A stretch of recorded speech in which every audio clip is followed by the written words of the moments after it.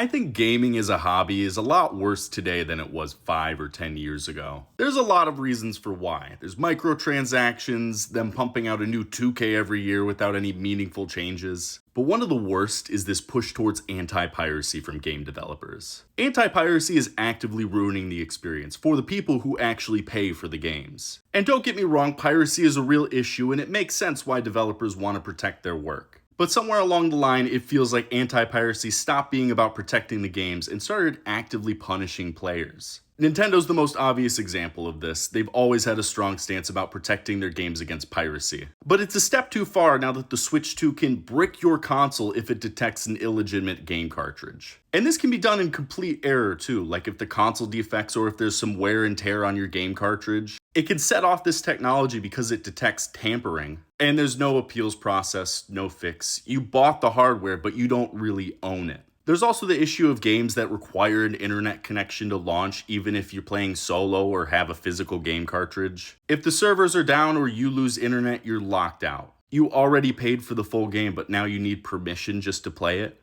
And what's worse, we're moving into a future where you don't even own the games you buy. Nintendo's digital storefront, you're not buying a game, you're just renting a license to play the game, and that license can be revoked at any time. Even with Xbox Game Pass, which is a service I actually use and enjoy. If a game leaves the service, it's gone completely. And so you're no longer building your library of games, you're renting it. And so you've got to ask, is any of this really stopping piracy? It seems like it's just hurting real fans, people who actually support the industry. So what do you think? Is there still time to push back on this, or has this become the new normal for gaming?